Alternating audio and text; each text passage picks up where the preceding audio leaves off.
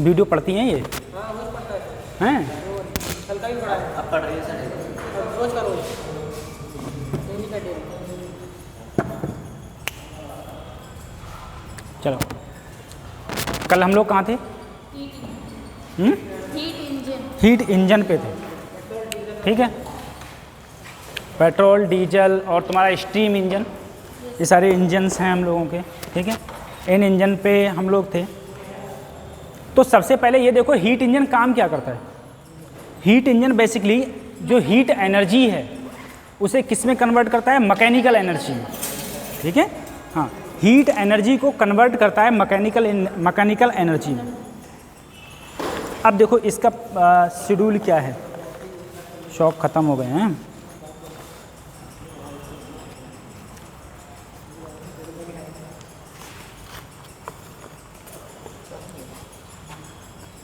देखो एक चीज़ समझो, हीट इंजन के अंदर एक होता है इंजन तुम्हारा, एक होता है इंजन, ठीक है। उस इंजन के बाद इंजन पर क्या दिया जाता है? एक सोर्स होता है, सोर्स से एनर्जी दी जाती है।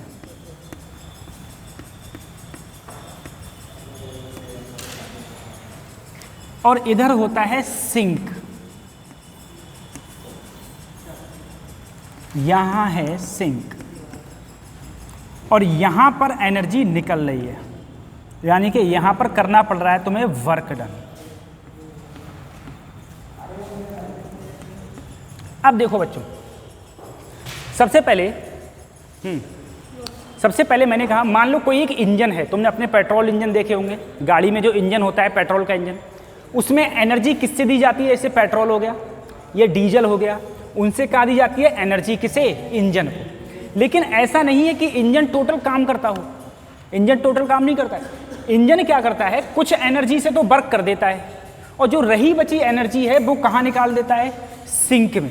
अब सर सिंक कैसे? जैसे साइलेंसर है, साइलेंसर क्या एक प्रकार से सिंक, अरे उससे एनर्जी निकल रही नहीं निकल रही है, सिंक से एनर्जी निकल रही है, तो उसे हम बोल देंगे सिंक। वर्क डन, जो कार्य किया, जो भी तुमने वर्क डन किया, जो कार्य किया वो तो तुम्हारा हो गया वर्क डन। मान लो यहाँ से तुमने कितनी एनर्जी दी? Q1, और यहाँ पर कितना वर्क डन हो गया? W। अब देखो एनर्जी दी Q1, वर्क डन हो गया W, और बाकी जितना वेस्ट हो गया, यानी कि जितनी एनर्जी तुम्हारे काम नहीं आई, जो कि इंजन ने क्या कर दी? खत्म कर दी, वो क्या हो गई? Q2। क्या हो गई? Q2। तो मैं ये कह सकता हूँ कि Q1 किसके बराबर है? W प्लस Q2 के। Q1 किसके बराबर है? W बटे Q2 के। ये तुम्हारा किस में था? ये तुम्हारा हीट इंजन का था, ठीक है। हीट इंजन क्या कहता है कि सोर्स ने कितनी एनर्जी दी? Q1। किसे दी? इंजन को। इंजन ने कितना कार्य किया? W, और जितना और बाहर निकल गया कितना? Q2 बाहर निकल गया, तो Q1 बराबर होगा W प्लस Q2। अच्छा, एनर्जी की यूनिट तुम्हें पता ही है, एनर्जी की यूनिट क्या होती है? जूल। अगर मैं यहाँ से W निकालूं तो इसको इधर लाऊंगा तो क्या लिखूंगा? Q1 माइनस Q2 बराबर W। वर्क डन क्या आया? ये। अब इसमें एक आता है तुम्हारा एफिशिएंसी। एफिशिएंसी, एफिशिएंसी को हम किससे डिनोट करते हैं? ईटा से। एफिशिएंसी क्या होती है? एफिशिएंसी होती है work done upon given energy, work done upon given energy. हाँ, गिवन एनर्जी। अब देखो वर्क डन तो मेरा W है, तुमने कितनी एनर्जी दी इसे? इसे एनर्जी दी तुमने Q1, तो अपॉन Q1। अब वर्क डन हमारा क्या था? वर्क डन था Q1 minus Q2 upon Q1। अरे यही तो था, देखो वर्क डन क्या था हमारा? Q1 minus Q2 upon Q1। अलग अलग कर लो तो Q1 बटे Q1 माइनस Q2 बटे Q1। तो मेरा जो एफिशिएंसी का फार्मूला आया ये कट गया 1 माइनस Q2 बटे Q1। एफिशिएंसी का फार्मूला क्या आया? 1 माइनस Q2 बटे Q1, ठीक है। अगर परसेंटेज में कभी भी आएगा, परसेंटेज में, तो परसेंटेज के लिए क्या हो जाएगा, परसेंटेज के लिए हो जाएगा ईटा बराबर, देखो परसेंटेज के लिए क्या होंगे, अपन करेंगे Q2 बटे Q1 इंटू 100 इंटू, तो ये हमारी जो हमारे ईटा है वो ईटा एफिशिएंसी क्षमता वो किस में आएगी, परसेंटेज में। तो परसेंटेज में लाने के लिए क्या करेंगे 1 माइनस Q2 बटे Q1, ठीक है। Q2 कौन सी एनर्जी है, सिंक के लिए एनर्जी है। Q1 किसकी एनर्जी है, सोर्स से लिए, कि तुमने सोर्स से कितनी एनर्जी दी है। अब हम लोगों ने बचपन, चलो हम लोगों ने वैसे पढ़ा था कि Q बराबर पता है क्या होता है, ms डेल्टा T, अगले पढ़ेंगे अगर नहीं पढ़ा है। Q बराबर ms डेल्टा T, Q बराबर ms डेल्टा T, यानी कि जितना ज़्यादा टेम्परेचर होगा उतनी ज़्यादा एनर्जी होगी, उतनी ज़्यादा एनर्जी होगी, जितना ज़्यादा टेम्परेचर होगा उतनी ज़्यादा एनर्जी। अगर मैंने कहा मास और एस तुम्हारा कांस्टेंट है, तो मैं ये भी तो कह सकता हूँ कि Q डायरेक्टली प्रोपोर्शनल किसके है, टेम्परेचर के। Q डायरेक्टली प्रोपोर्शनल किसके है, टेम्परेचर के। अब अगर Q डायरेक्टली प्रोपोर्शनल टेम्परेचर के है, तो मैं जानता हूँ एफिशिएंसी का फार्मूला तो 1 minus Q2 upon Q1 into 100 होता है, यही तो होता है। अब अगर मैं ये कहूँ temperature of the sink, sink का टेम्परेचर को अगर मैं T2 मान लूँ, सिंक का टेम्परेचर क्या मान लिया, T2, सोर्स का टेम्परेचर मैंने क्या मान लिया, T1, तो मैं कह सकता हूँ कि बराबर 1 माइनस सिंक का टेम्परेचर T2, सोर्स का टेम्परेचर T1 इंटू 100, ये भी तुम्हारा एफिशिएंसी का फार्मूला है, ठीक है। अगर तुम्हें ये दिया हुआ है कि तुमने सोर्स को एनर्जी Q1 दी और सिंक में कितनी निकली Q2, ठीक है, तब तुमसे एफिशिएंसी पूछी जाएगी, तब तुम कौन सा फार्मूला लगाओगे, 1 माइनस Q2 बटे। अगर तुमसे ये कह दिया जाए सिंक का टेम्परेचर T2 है और सोर्स का टेम्परेचर कितना है T1, तब एफिशिएंसी का फार्मूला क्या लगाओगे, 1 माइनस T2 बटे T1 इंटू 100, फिर 100 से गुणा करके ऐसे निकालोगे, ठीक है। जहां लिख लेना चाहे T2 उतार लो फटाफट, T2 क्या है, temperature of source, temperature of,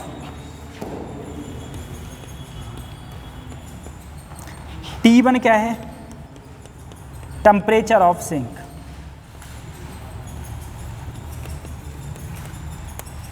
एक सिंक का टेम्परेचर है और किसका टेम्परेचर है, सोर्स का, ठीक। अच्छा हाँ अच्छा T2, ये गलत कर दिया ना, T2 किसका टेम्परेचर है, सिंक का।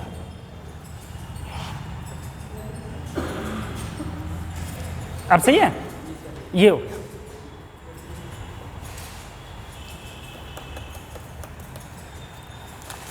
कल क्यों नहीं आई,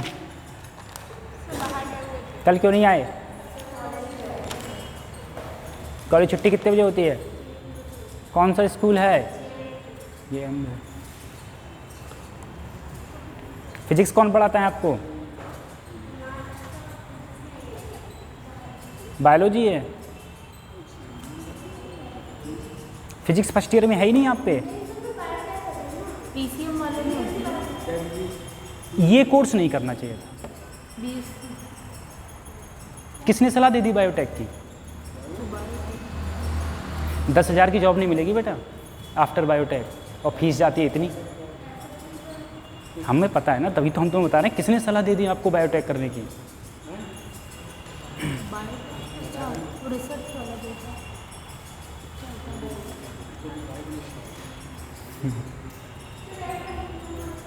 कोई भी कोर्स करने से पहले ये देखा करो कि उसके आगे हम क्या कर सकते हैं, ये जिसने वो कोर्स करा है उससे सलाह लिया करो, जिसने बायोटेक किया आपने उससे सलाह नहीं ली होगी।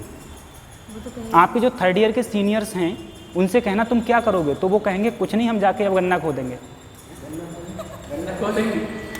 ठीक है बेटा। अब आपके लिए जॉब कहाँ मिलेंगी, गुजरात में, कितने की, 12,000 15,000, जहाँ आपका 7,000 खर्चा हो जाएगा। अब 6-7 हज़ार में तो इतनी दूर पड़े नहीं रहोगे, समझे, तो वो कहेंगे इससे अच्छा तो गांव में मजदूरी चल रही है कम से कम, ठीक। और इतना ज़्यादा अमाउंट में पैसा जाता है, आपको पता ही है कितना अमाउंट में पैसा जाता है इस चीज़ में। सही है, पॉलीटेक्निक तब भी अच्छा है बायोटेक से, मेरी समझ से। मेरी समझ से बीए अच्छा है उससे, हकीकत है। अगर प्रिपरेशन कर लेते हैं हाँ फिर तो बीए में तो अलग सब्जेक्ट होते हैं। नहीं, मैं उसके लिए कह रहा हूँ, उसके कंपेयर कर रहा हूँ। वैसे बीए के अच्छे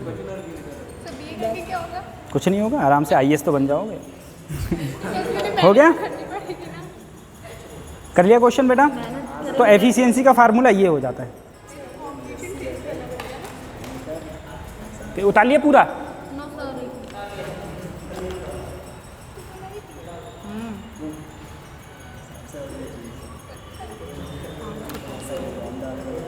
हाँ देखिए सबका आज नहीं, कल 5 तारीख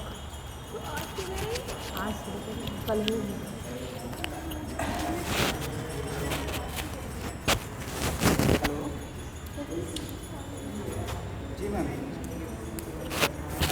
हाँ चलिए जाओ।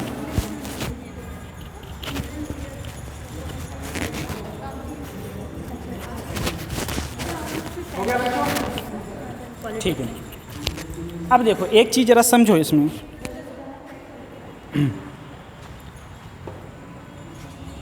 वो बच्ची सोच में पड़ गई, सोच में पड़ गई आप, हकीकत है ये। अब आपको दो चीज़ें बुरी लग रही होंगी, एक तो हमारी कहीं भी बात बुरी लग रही होगी, लेकिन आपको अच्छी लगेगी। जब आप ग्रेजुएशन कर लोगी ना तब पता चलेगा आपको। ऐसा होता है।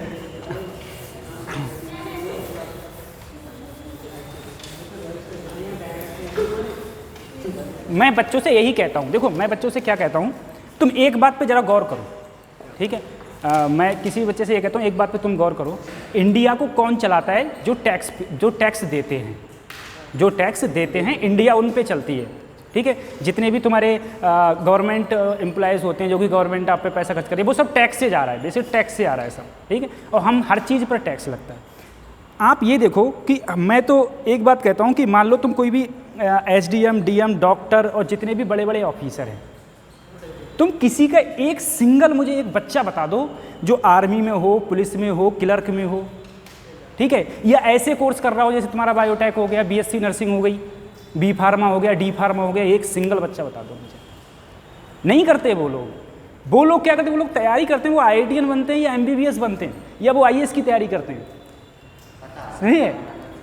और आगे चल के वही देश को चलाते हैं, क्योंकि वही सबसे ज़्यादा टैक्स देते हैं इस देश को, वही सबसे ज़्यादा टैक्स देते हैं। अब हम मिडिल क्लास में क्या होता है, मिडिल क्लास में बस हमको ये दिखाया जाता है कि बस तू पुलिस में लग जा, यही सबसे बेस्ट है, ठीक है, तू पुलिस में लग जा। हम लोगों को ये सिखाया जाता है कि तू बीएससी नर्सिंग कर ले, उसके बाद में 15,000 रुपये में पूरी ज़िंदगी किसी प्राइवेट हॉस्पिटल में नौकरी करते रहना, ठीक। और रियलिटी ये है कि तुम नर्सिंग की हालत देखोगे, तुम हमेशा कोई ना कोई 100% तुम में से कभी हॉस्पिटल तो जरूर गया होगा, किसी भी रिश्तेदार को लेकर, किसी को लेकर। जब डॉक्टर आता है ना तो नर्सें भागी भागी बढ़ती हैं, ठीक है, कि सर ये देख लो, ये देखो, वो देखता तक नहीं है उनके लिए, सही है। मरीज को भी खाली ऐसे देख के, ठीक है, कुछ ना कह के, जो उसके पता नहीं उसके दिमाग में कुछ और चल रहा है, मरीज को कुछ और बता रहा है करके चला जाता है।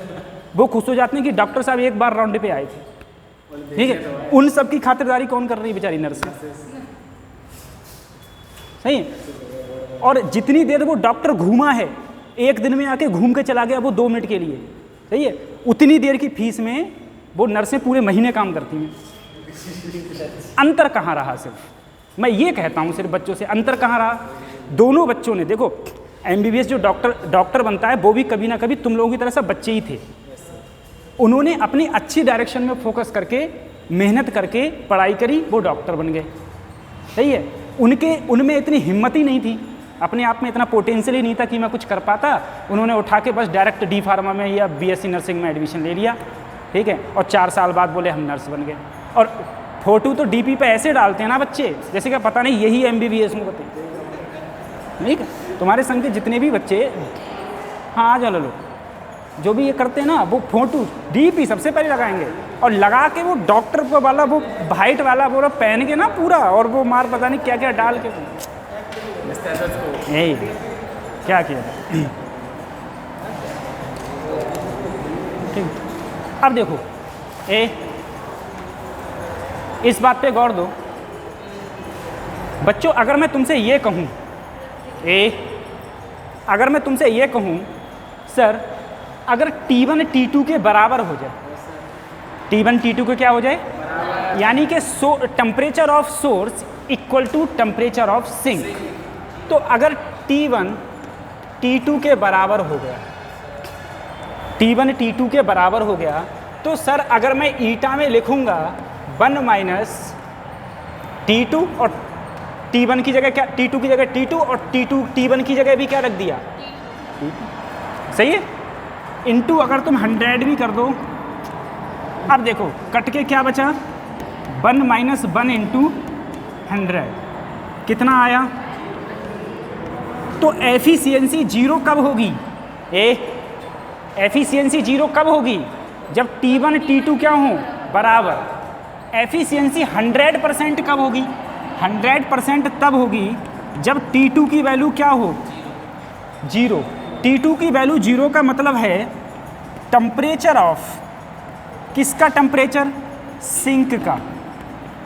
सिंक का टेम्परेचर अगर जीरो होगा, सिंक का टेम्परेचर जीरो होगा यानी कि T2 क्या हो गया, जीरो। अगर ये जीरो हो गया तो जीरो बटे ये मैंने T1 की जगह क्या डाल दिया, T2, T2 से 2 कट गया, ठीक है। अब देखो ये हो गया। उसके बाद में सर 1 माइनस T2 की जगह जीरो बटे T1, तो किसी के नीचे जीरो है वो पूरा क्या हो जाता है, जीरो हो जाता है। ये बोल क्या रहा है इतनी तेजी से, किसकी, फैक्ट्री की आवाज आ रही है, गन्ना फैक्ट्री, शुगर फैक्ट्री की गन्ना मिल, शुगर फैक्ट्री इतनी तेज चलती है? अच्छा, तो एफिशिएंसी क्या आएगी तुम्हारी 100%। एफिशिएंसी तुम्हारी 100% कब आएगी, जब तुम्हारा T2 की वैल्यू क्या होगी, जीरो। T2 की वैल्यू जीरो। उतार लो,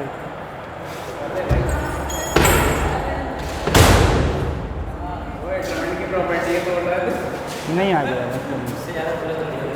उतार लो जल्दी, वो उतारो, फिर जल्दी अगले करो बेटा। हेडिंग तो सब निकल गई, यहाँ पाई तब तक। हाँ जल्दी निकालो, उतारो जल्दी। और क्या उतार लो जल्दी, फिर अगले पढ़ाएं। एक नहीं डेढ़ की जरूरत। और थोड़ी देर में 2 भी हो जाएंगे। हाँ छोड़ दो, 1-4 मिनट का कॉपी ले। अगले पढ़ो, जल्दी पढ़ो जल्दी।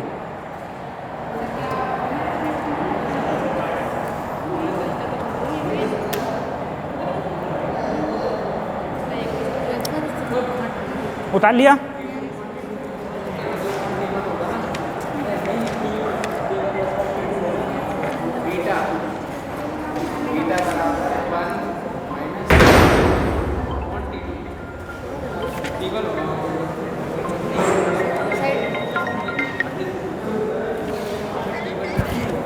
जी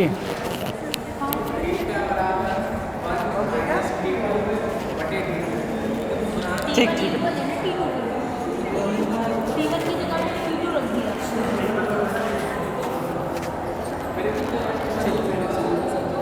उतार लिया,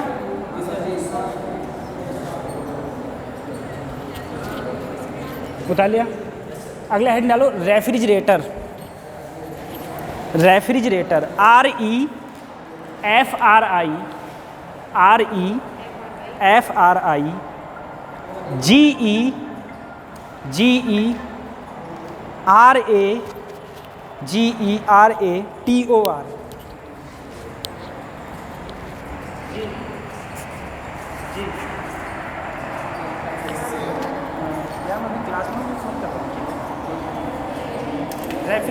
रेफ्रिजरेटर। अब देखो रेफ्रिजरेटर क्या होता है, फ्रिज, ठीक है। रेफ्रिजरेटर क्या होता है, फ्रिज होता है। हाँ, रेफ्रिजरेटर होता है फ्रिज।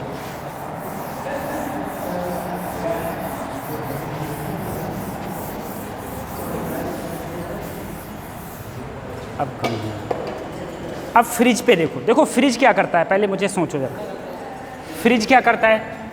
तो सर ये हो गया मेरा रेफ्रिजरेटर, ठीक है। यहाँ हो गया इंजन रेफ्रिजरेटर, रेफ्रिजरेटर का ये क्या हो गया, इंजन। अब इंजन पे क्या होता है, सोर्स और सिंक भी होता है। Yes sir. ठीक ठीक है। रेफ्रिजरेटर में क्या होता है, इंजन, और इंजन में क्या होते हैं, देखो ऐसे है, यहाँ है सिंक, ये है सिंक। सिंक का टेम्परेचर T2, सिंक का टेम्परेचर, और इधर है सोर्स। अब इस चीज़ पे ध्यान देना, इस चीज़ पे ध्यान देना।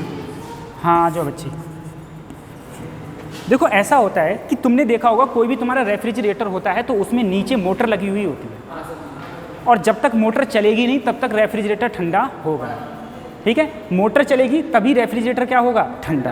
अब इसमें क्या होगा कि ये सिंक, सिंक का मतलब हो गया रेफ्रिजरेटर के अंदर का पार्ट जो ठंडा रहता है, जो क्या रहता है, ठंडा। इसका टेम्परेचर क्या है, T2, इसका टेम्परेचर है T2। अब क्या हुआ, यहाँ पर मोटर लगी हुई थी, उस मोटर ने कार्य किया, क्या किया, वर्क डन। मोटर को वर्क डन दिया गया, और मोटर को जो वर्क डन दिया तो उसी मोटर ने यहाँ से एनर्जी निकाली, कितनी निकाली, Q2, यहाँ से एनर्जी निकाली, और यहाँ से एनर्जी निकालने के बाद में उसने सोर्स को एनर्जी दे दी, सोर्स को एनर्जी।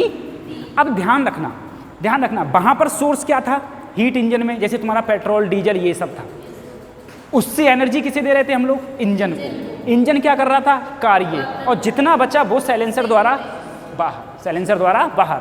रेफ्रिजरेटर में क्या होता है, ये अंदर का पार्ट हो गया, अंदर से हीट निकली Q2, मशीन ने काम किया W, और ये दोनों मिलके बाहर वातावरण में, कहाँ, वातावरण में एनर्जी निकालती, बाहर वातावरण में एनर्जी निकल गई। कितनी निकल गई, Q1। सही है, तो यहाँ पर सोर्स क्या है, सोर्स बाहर का वातावरण है, बाहर का वातावरण। जो भी तुम्हारे रेफ्रिजरेटर की मोटर काम करती है तो वो क्या करती है, वो गर्म हवाई तो फेंकती है बाहर के लिए। तुम AC में देख लोगे तो AC में पंखे जो लगे होते हैं वो छत पे होते हैं बाहर, तो वहाँ गर्म हवा निकलती है। क्यों, क्योंकि अंदर वाले, जैसे मान लो इस कमरे में अगर AC लगी हुई है तो ये क्या है, सिंक, और मोटर ने क्या किया, काम, वर्क डन, और दोनों को, यहाँ की एनर्जी निकाली और मोटर की एनर्जी, दोनों को कहाँ फेंक दिया उसने, बाहर, तो वही हो जाता है। तो यहाँ पर देखो क्या हो जाएगा, तो यहाँ पर भी तो सर ऐसे ही होगा, Q1 किसके बराबर होगा, W प्लस Q2 के। अगर मैं इसको उठा के इधर लाऊंगा तो Q1 माइनस Q2 बराबर क्या हो गया, W। ठीक है, अब वहाँ पर क्या होता था, वहाँ पर जो होती थी इंटेंसिटी, वो एफिशिएंसी, वो क्या होती थी, ईटा। यहाँ पर क्या होती है, बीटा। यहाँ क्या होती है, बीटा, और बीटा बराबर होता है तुम्हारा Q2 बटे W। Q2 का मतलब क्या है, जितनी एनर्जी सिंक से निकली, जितनी एनर्जी कहाँ से रिलीज हुई, सिंक से, और जितना work done upon work done. अगर मैंने वर्क डन निकाला था, वर्क डन मेरा क्या आया, Q1 माइनस Q2, तो यहाँ पर हो जाएगा Q2 ऐसे ही, और यहाँ हो जाएगा Q1 माइनस Q2। अब अगर मैं इसमें टेम्परेचर के हिसाब से कहूँ, मैं तुमसे कहूँ सिंक का टेम्परेचर, बच्चों तुमने क्या माना है, सिंक का टेम्परेचर T2, तो इसे मैं ऐसे भी लिख सकता हूँ, बीटा बराबर T2 बटे T1 minus T1 minus T2। ठीक है, और अगर तुम्हें परसेंटेज में लेना है तो गुणा क्या कर दो, 100, तो ये किस में आ गया, परसेंटेज में, तो ये परसेंटेज में आ गया। ठीक है, ये तुम्हारा बीटा हो गया। ठीक, ये उतारने के बाद में फिर हेडिंग डालना,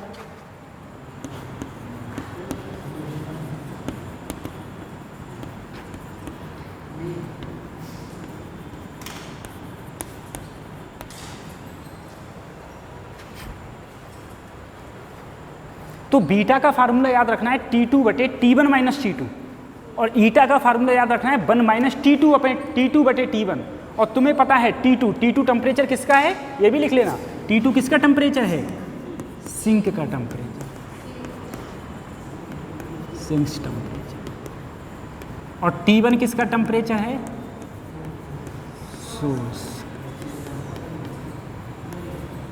सोर्स का टेम्परेचर। ठीक है।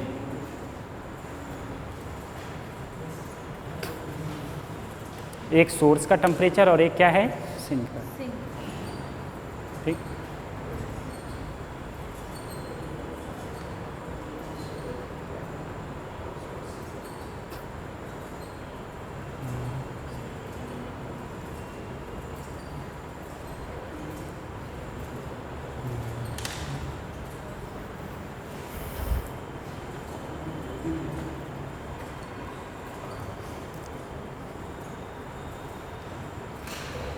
हो गया सही।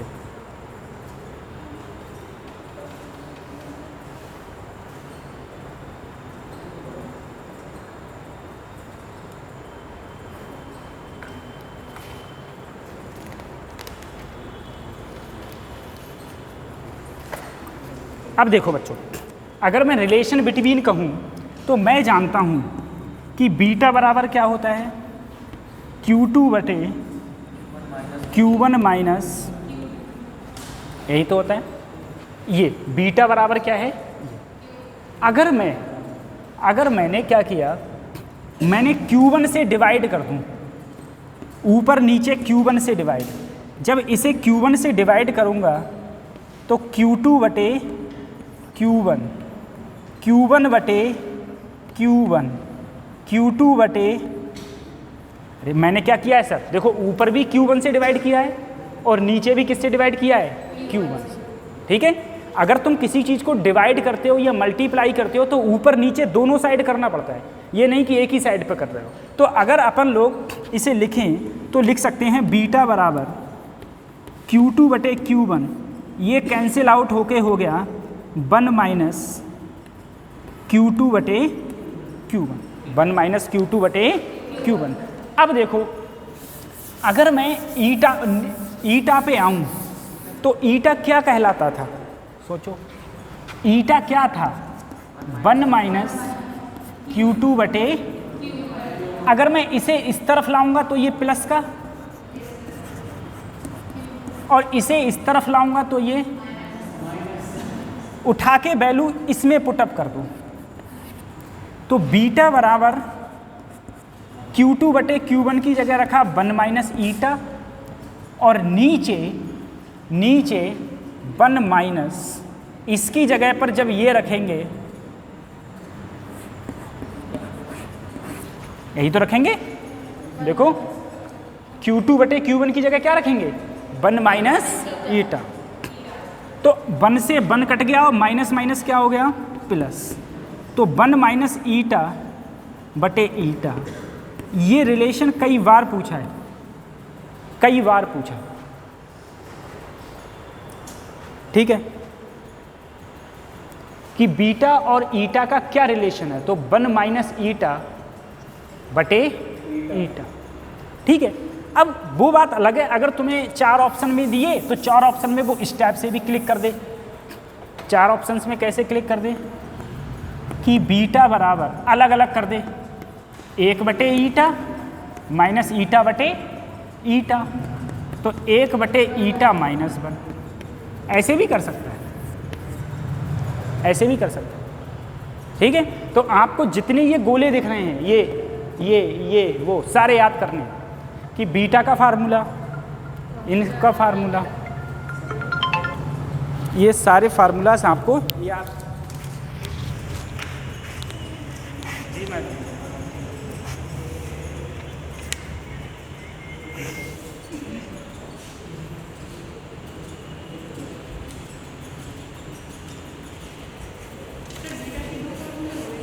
बीटा के ले लो, बीटा के देखो, एक तो ये फार्मूला है, ठीक है, ये किसके रूप में है, टेम्परेचर के रूप में, एनर्जी के रूप में ये है, हो गया।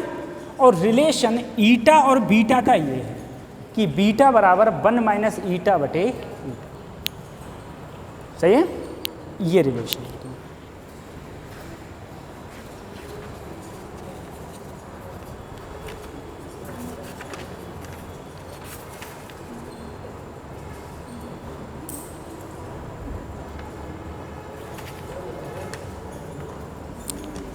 हो गया।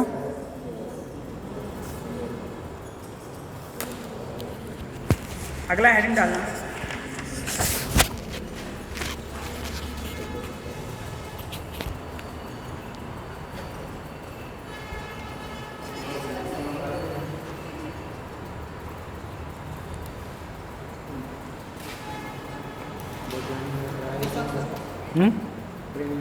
चौक कते करते हैं क्या ऑफिस में चाक कहाँ मिलेंगे? चाक चौक उधर वाले लैब में मिलती है। यहाँ नहीं मिलती है, बंद होगी खुली होगी। वो वाला लैब तो बंद हो गया ना। चलो ये नोट डाउन कर लिया सारा। ए गधो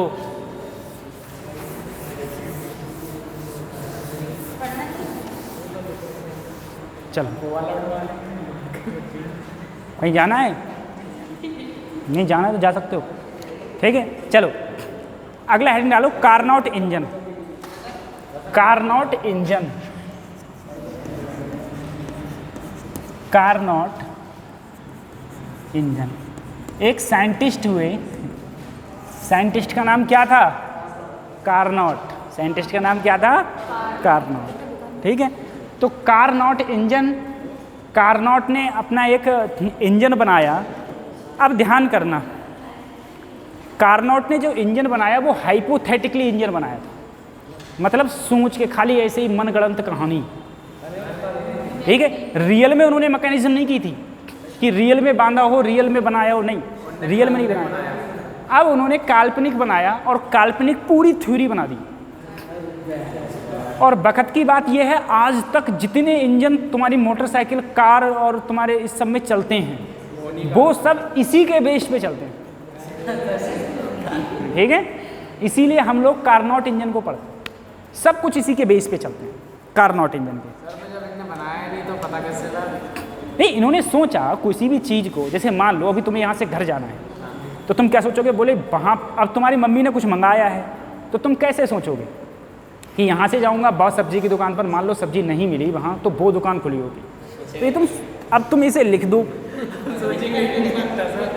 हम सोचेंगे कि समझे? तो तो देखो ऐसा है, रिसर्च पेपर दो टाइप से पब्लिश्ड होते हैं। कोई भी अगर तुम रिसर्च करते हो तो रिसर्च पेपर दो टाइप से पब्लिश होते हैं। एक होता है तुम्हारा थ्योरेटिकल और एक होता है एक्सपेरिमेंटल। तो थ्योरेटिकल में ये होता है बस तुमने जो भी सोचा और लिख दिया। एक्सपेरिमेंटल में वो होता है तुम पहले एक्सपेरिमेंट करो, रिजल्ट निकालो, फिर शो करो। जितने भी जैसे कॉस्मिक रेज हो गई तुम्हारी, ब्लैक होल्स हो गए, ठीक है, डार्क एनर्जी हो गया, जितने भी ये रिसर्च पेपर लिखे जाते हैं सब थ्योरेटिकल लिखे जाते हैं, कोई एक्सपेरिमेंटल नहीं, सब थ्योरेटिकल होते हैं, सब काल्पनिक लेके जाते हैं, सब थ्योरेटिकल होते हैं, ठीक है। चलो वही नहीं, जैसे ब्लैक होल है, ब्लैक होल के बारे में तुमने सुना होगा, इतने बड़े ब्लैक होल का वजन धरती के वजन के बराबर है। अब बताओ, जहाँ पर जी की वैल्यू इनफाइनाइट होती है, जहाँ पर तुम्हारा वेट भी इनफाइनाइट हो जाएगा, तुम्हारा वजन, सही है, तो उस सब के बारे में वहाँ जाके थोड़ा रिसर्च करोगे, काल्पनिक कर देंगे, है ना। तो वही सर। चलो हम लोग बात कर रहे हैं बेटा कारनॉट इंजन की। देखो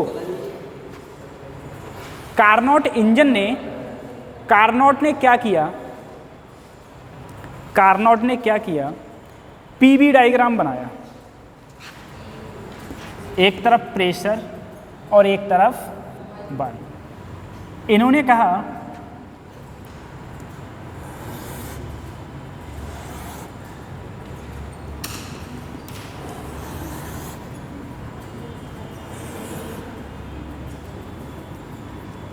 ऐसे,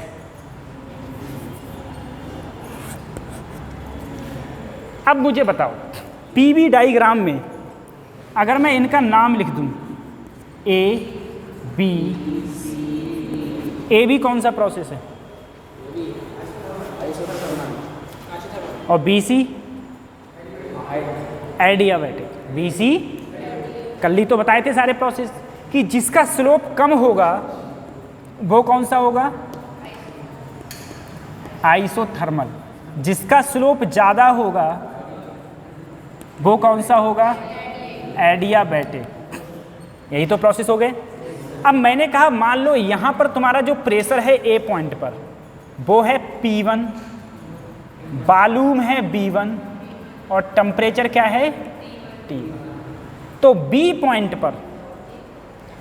पॉइंट पर बताओ प्रेशर कितना होगा, प्रेशर चेंज होगा कि नहीं होगा? बी पॉइंट पर प्रेशर क्या हो जाएगा? क्योंकि आइसोथर्मल प्रोसेस में प्रेशर भी चेंज होता है और वॉल्यूम भी चेंज होता है। तो यहाँ पर मैंने प्रेशर मान लिया P2, वॉल्यूम और टेम्परेचर T1 रहेगा। टेम्परेचर क्या रहेगा? जो टेम्परेचर यहाँ है वही तो टेम्परेचर यहाँ रहेगा, तभी तो आइसोथर्मल प्रोसेस है। अब मैं आ गया सी पॉइंट पर। सी पॉइंट पर भैया फिर से प्रेशर चेंज सर, क्योंकि एडियाबैटिक प्रोसेस में प्रेशर भी चेंज होता है, वॉल्यूम भी चेंज होता है और टेम्परेचर। तो क्या चेंज नहीं होता है, क्या जीरो होता है आइसोथर्मल प्रोसेस में? Delta Q. तो P2, B2 वो सॉरी P3, B3 और टेम्परेचर T2। टेम्परेचर कितना माना? T2। अब मैं आ गया डी पॉइंट पर। डी पॉइंट पर फिर प्रेशर चेंज। प्रेशर कितना हो गया? P4 और वॉल्यूम, लेकिन टेम्परेचर T2। टेम्परेचर क्या रहा? T2।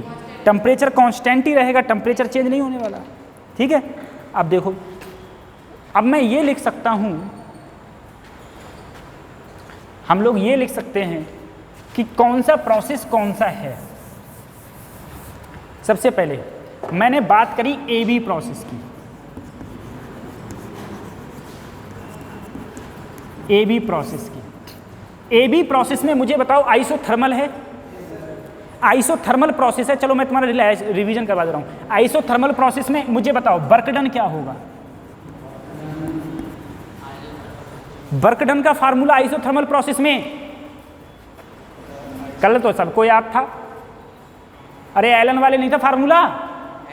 एलन वाले फार्मूला किस में लगते थे? आइसोथर्मल में। किस में लगते थे? आइसोथर्मल में। कल याद थे ना? अरे 4-5 फार्मूला लिखवाए थे। अब बताओ क्या होगा? NRT। क्या चेंज हो रहा है बच्चों? तो सर प्रेशर भी चेंज हो रहा है, और अब जिसमें चाहो उसमें लिख दो।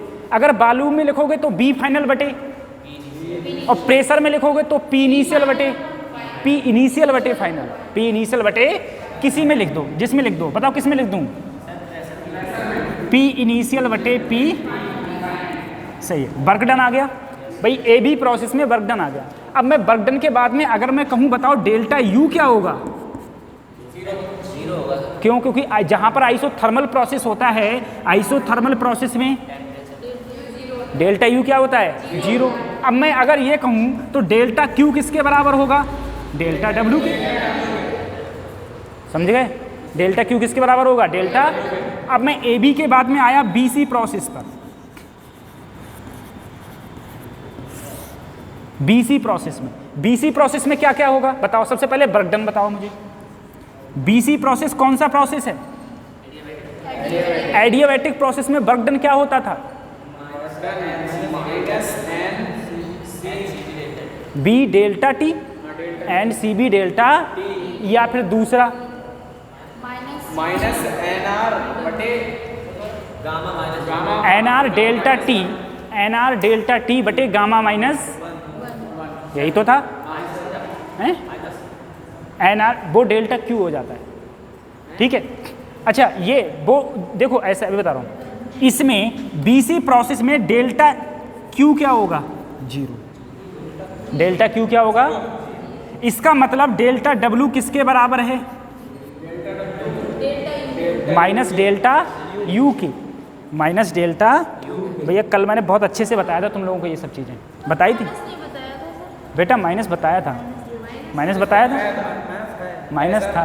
ठीक है, अब जरा बताओ मुझे अगर मैं वर्क डन की बात करूंगा तो वर्क डन का फार्मूला होता था NR डेल्टा T बटे गामा माइनस, NR T बटे गामा माइनस। समझ में आ रहा है? तीनों हो गए। अब मैं कौन से प्रोसेस में पहुंच जाऊं सर जी? CD प्रोसेस में। किस में पहुंच गया? CD प्रोसेस में। CD प्रोसेस में ऐसे चल रहा हूं मैं। CD प्रोसेस में। अब बताओ CD प्रोसेस कौन सा है? आइसोथर्मल। कौन सा है?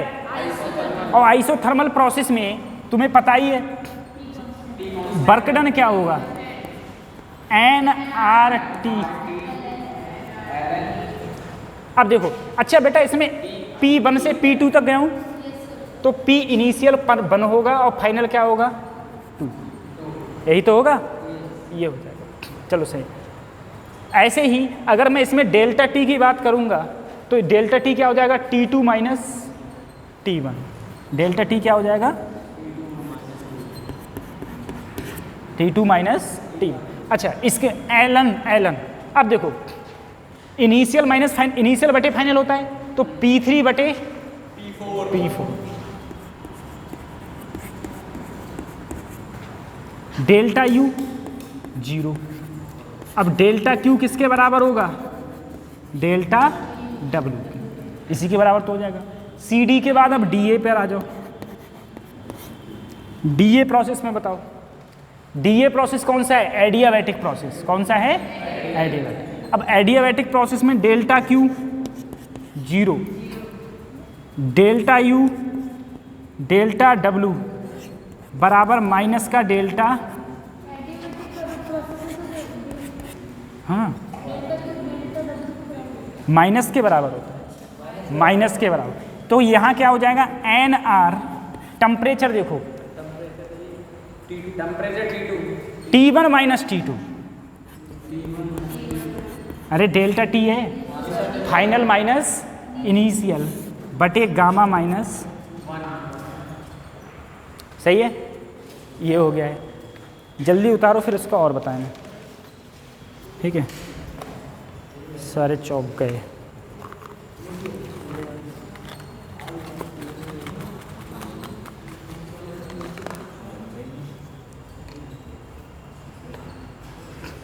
ये कौन सा प्रोसेस है लिख लेना, आइसोथर्मल। ये कौन सा है, हाँ एडियाबैटिक। ये कौन सा है, आइसोथर्मल। ये कौन सा है, एडियाबैटिक।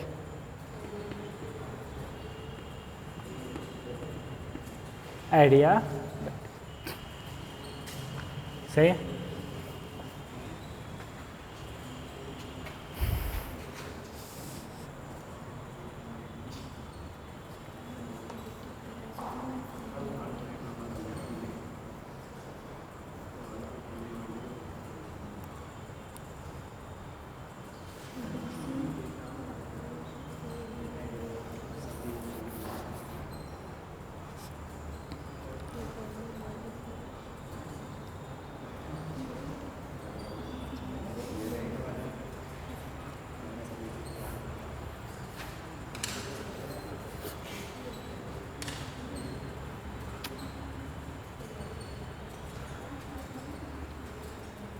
तो कल जो लिखवाया था वो याद कर लेना बहुत अच्छे से, ठीक है। कल पूरी टेबल साइक्लिक प्रोसेस, ये सारे प्रोसेस।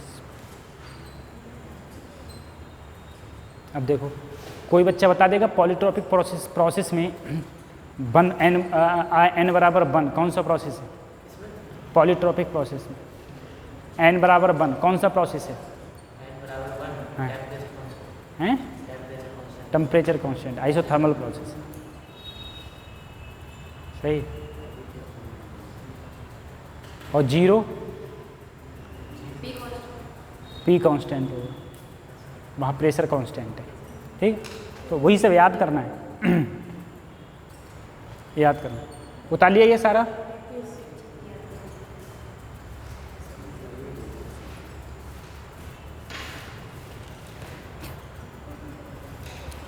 अब मुझे एक बात बताओ, ये तुम ABCD जो देख रहे हो इसमें देखो ABCD जो देख रहे हो, यहां पर वर्क डन पॉजिटिव, यहां भी वर्क डन, यहां भी वर्क डन और यहां भी, हर जगह वर्क डन। मैंने कहा इसमें वर्क डन W1, इसमें वर्क डन W2, इसमें वर्क डन W3 और इसमें वर्क डन, सही है। यहां पर डेल्टा क्यू पॉजिटिव और यहां delta Q zero, delta Q, अरे एडियाबैटिक प्रोसेस नहीं है, यहां पर डेल्टा क्यू पॉजिटिव लेकिन यहां डेल्टा क्यू और यहां डेल्टा क्यू नेगेटिव, यहां डेल्टा क्यू क्या होगा, क्यों, क्योंकि अब देखो, वही कह रहा हूं, क्योंकि अब देखो अगर मैं देखूंगा, मैं अगर लगाना चाहूं डेल्टा क्यू, डेल्टा क्यू की, डेल्टा क्यू कौन सा प्रोसेस है ये, आइसोथर्मल प्रोसेस, इसमें देखो ये तो मेरा P3 और P4 है, P3 और क्या है P4, अगर मैं इसमें बालूम के टर्मोलॉजी में तुम देखो, क्योंकि यहाँ पर बालूम ज़्यादा चेंज हुआ है, तो बालूम क्या हो जाएगा लालो, final minus initial, final minus यानी कि P4 बटे, अगर मैं यहाँ लिखना चाहूँगा बालूम की टर्मोलॉजी में तो P4 बटे B4 बटे, यही तो लिखूंगा। अब मुझे बताओ B4 क्या होगा, कम, ये क्या होगा, सही है। तो तुम कहोगे सर जी अगर डिवाइड करोगे तो रहेगा तो पॉजिटिव, ऐसे पॉजिटिव नहीं रहेगा, क्यों, क्योंकि मैंने तुमसे कल कहा था ln B बटे A क्या होता है, ln B माइनस ln, ठीक है।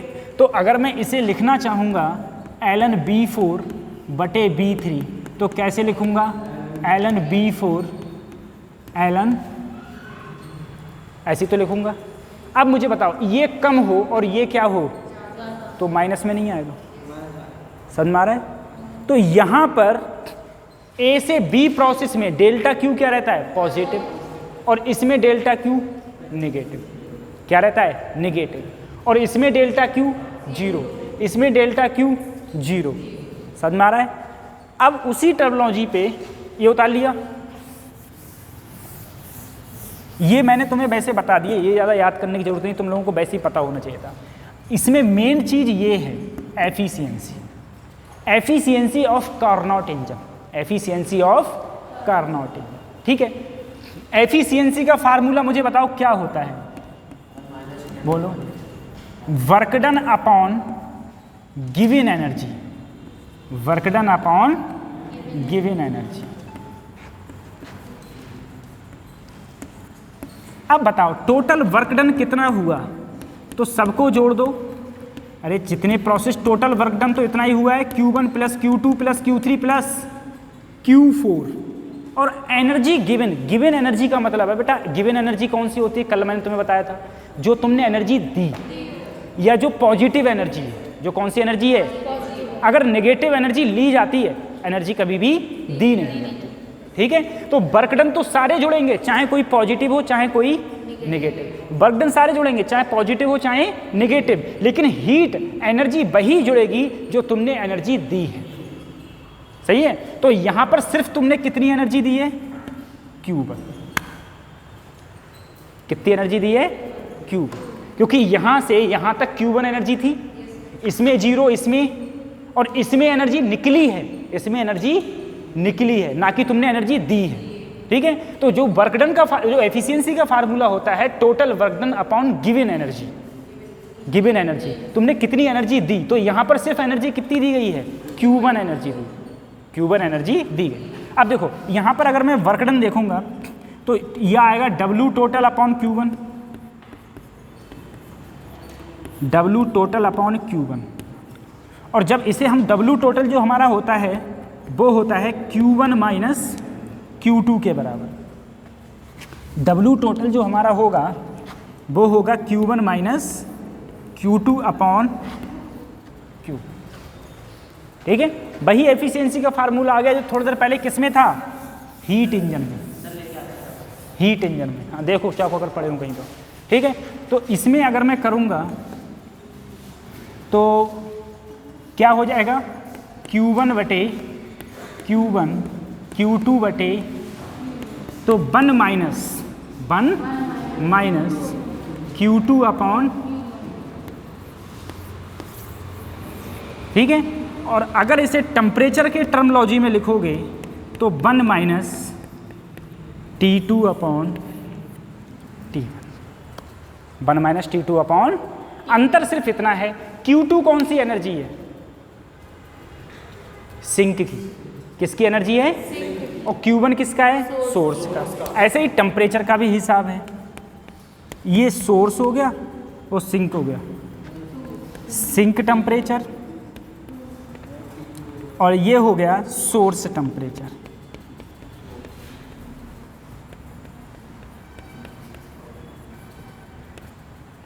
सोर्स का टेम्परेचर, ठीक है। तो इसकी कार्नोट इंजन की एफिशिएंसी, अब तुमसे कह दी जाए बताओ कार्नोट इंजन की एफिशिएंसी 100% कब होगी? 100% जब उसमें T1 जब T2 जीरो होगा। क्या जीरो होगा? अब मुझे बताओ, तुम लोग गाड़ी चलाते हो, जो बाइक ज़्यादा धुआं दे रही है, इसका मतलब वो माइलेज कम कर रही है। माइलेज क्या दे रही है? कम, ठीक है। जो ज़्यादा धुआं देगी उसका माइलेज क्या रहेगा? क्यों? क्योंकि ज़्यादा धुआं दे रही है, इसका मतलब T2 ज़्यादा हो गया। T2, अगर T2 ज़्यादा हो गया, अब T1 तो जो है तो वहीं पर दिक्कत आ जाती है। सही रहे, कुछ बोले तो नहीं हैं? ये बोले हाँ, सरकारी काम उनसे ही ख़त्म नहीं हो रहा है, वो खुद परेशान है, कहेंगे चलो एक डिब्बा तो ख़त्म हुआ।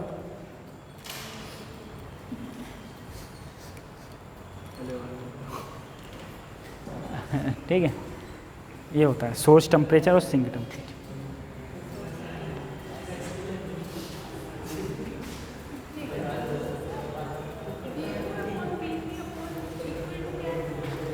ये बेटा, ये मैंने ये लिखा था, ये B4 है तो B4 अपॉन B3, ये फार्मूला होता है, ये एलन का फार्मूला है। तो ये हो गया। और जीरो कब हो जाएगी? जब दोनों का टेम्परेचर क्या हो जाए? सेम। दोनों का टेम्परेचर सेम हो जाए तो हो जाएगी जीरो। ठीक है, ठीक। हेडिंग लिखना, फिर क्वेश्चन लिखना।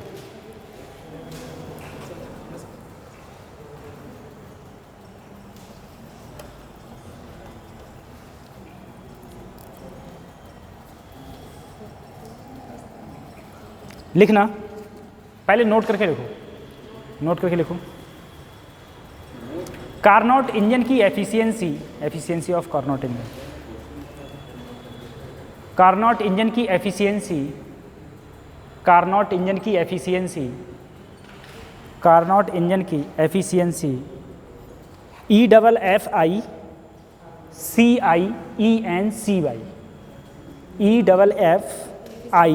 EFFICIENCY efficiency. ठीक है, कार्नोट इंजन की एफिशिएंसी सिंक और सोर्स के टेम्परेचर पर डिपेंड करती है,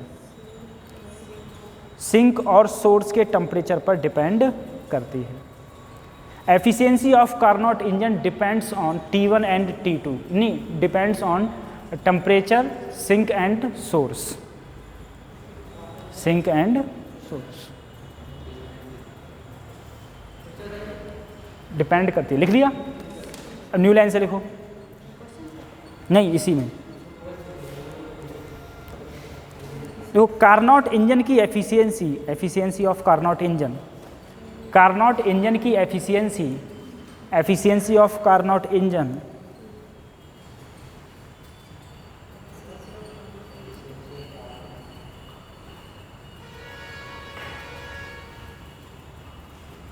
वर्किंग सब्सटेंस पर डिपेंड नहीं करती, is independent of working substance. Working substance पर डिपेंड, वर्किंग सब्सटेंस पर डिपेंड नहीं करती। इसका मतलब क्या कि वो कैसे कार्य कर रहा है, कैसी मशीनें लगी हुई हैं, कैसी मशीनें लगी हुई नहीं है, इस पर डिपेंड नहीं करता है। सिर्फ किस पर डिपेंड करता है? Temperature, temperature of source and sink. ठीक है, ठीक।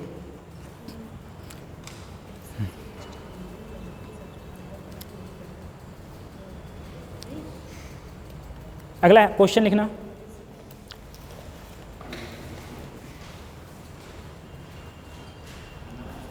एक कार्नोट इंजन, एक कार्नोट इंजन, एक कार्नोट इंजन, एक कार्नोट इंजन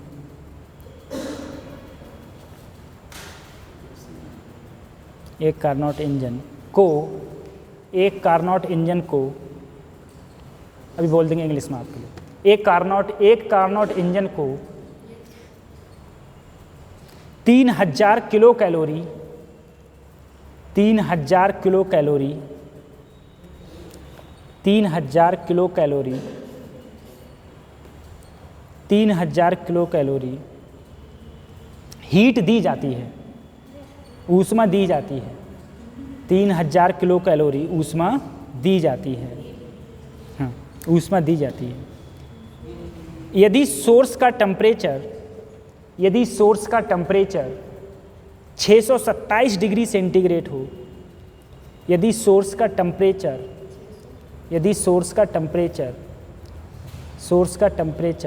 627 डिग्री सेंटीग्रेड हो, 27 डिग्री सेंटीग्रेड हो, 627 डिग्री सेंटीग्रेड हो, और सिंक का टेम्परेचर 27 डिग्री सेंटीग्रेड हो, सिंक का टेम्परेचर 27 डिग्री सेंटीग्रेड हो। इंजन द्वारा किया गया कार्य कितना होगा? इंजन द्वारा किया गया कार्य कितना होगा? इंग्लिश में लिखो बेटा। A Carnot engine takes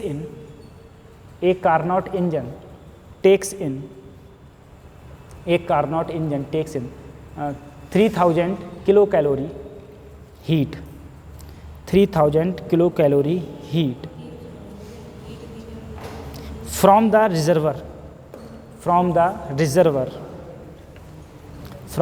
reservoir at 627 degree centigrade, at 627 degree centigrade, and temperature of sink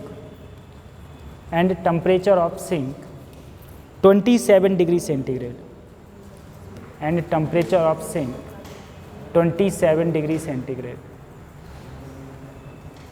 Find the work done by the engine.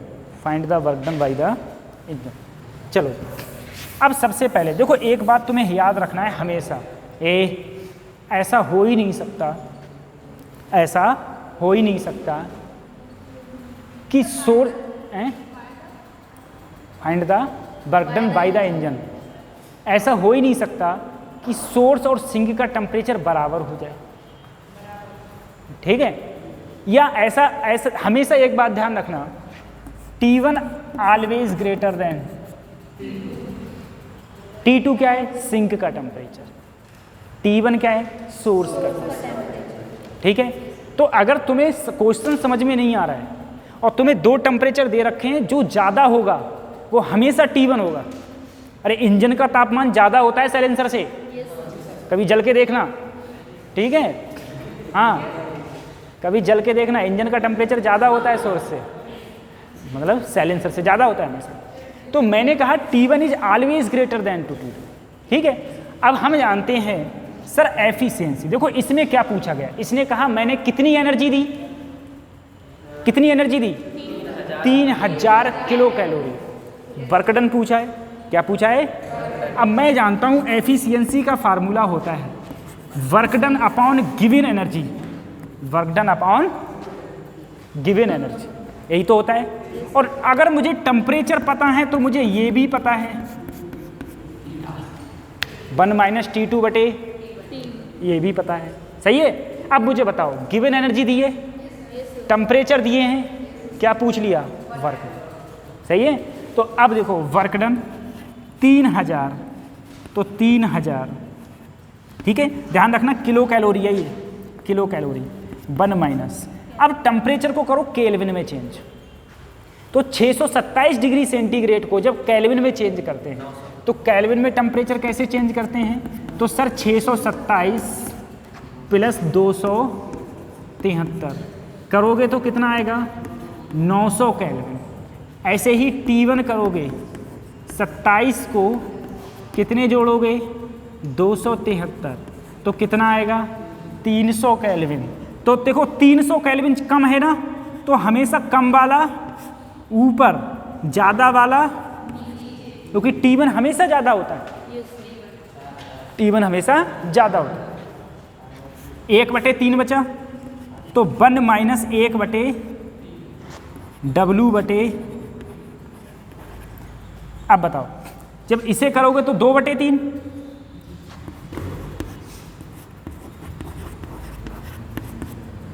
2/3, 3 से काटो तो 1000 और 1000 की 2 से गुणा, कितना आया 2000 किलो कैलोरी। कितना काम करेगा ये 2000 किलो। बस समझ में आया। सबसे पहले बस यहीं पर फंडा था और कुछ नहीं। क्या W/Q, और W/Q किसके बराबर होता है, वही एफिशिएंसी का फार्मूला ये भी है ये भी है। गिवन दे रखा है, वर्क डन पूछा है, टेम्परेचर दे रखे हैं, उठा के सॉल्व कर लिया।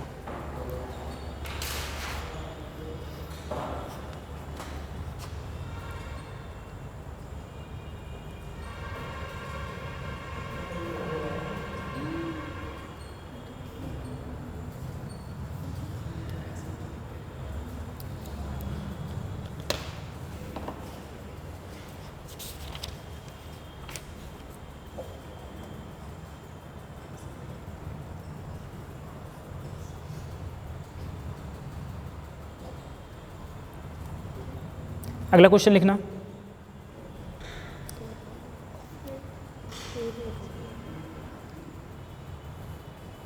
एक कारनॉट इंजन में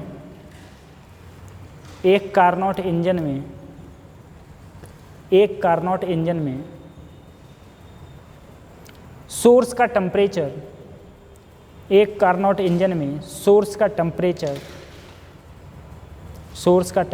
127 डिग्री सेंटीग्रेड है। एक कारनॉट इंजन में सोर्स का टेम्परेचर 127 डिग्री सेंटीग्रेड है और सिंक का टेम्परेचर 87 डिग्री सेंटीग्रेड है। 87 degree centigrade. Efficiency what is the, मतलब एफिशिएंसी ज्ञात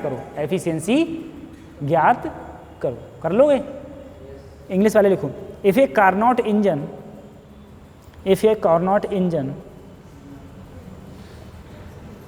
function at source temperature 127 degree centigrade and sink temperature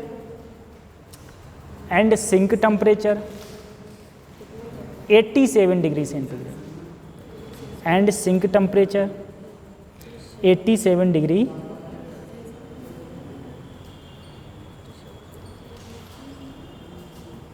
what is the efficiency?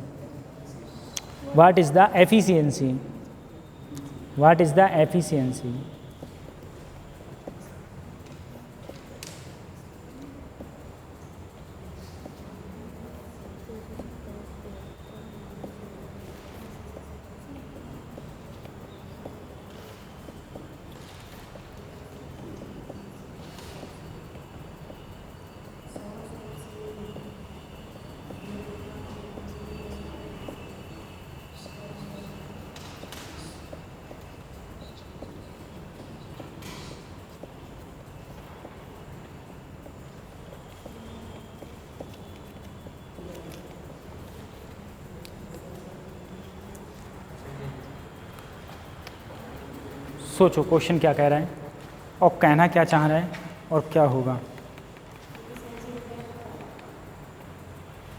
Efficiency पूछा, कितना सरल क्वेश्चन है। परसेंटेज में बता दो बच्चों, परसेंटेज में 11%, एक ऑप्शन 11%। अगले तो सर एफिशिएंसी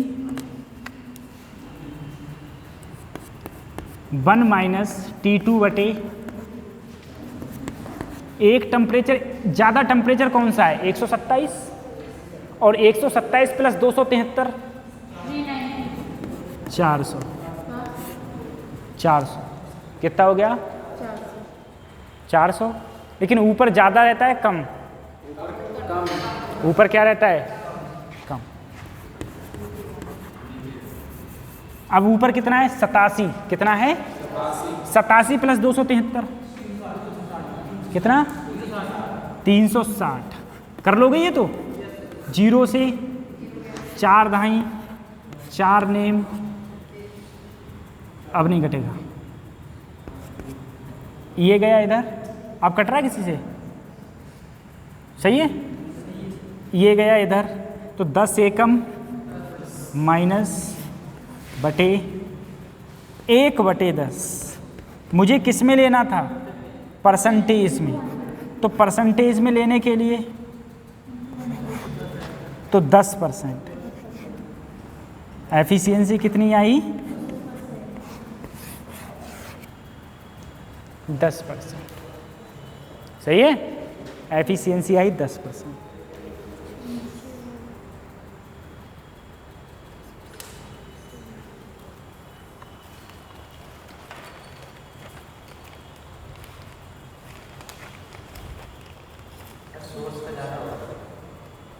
अल्लाह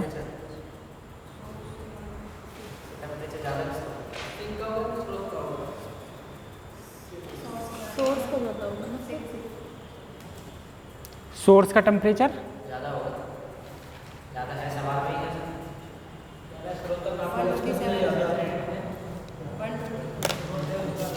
हाँ, तो ऊपर टेम्परेचर किसका होता है? सिंक, और नीचे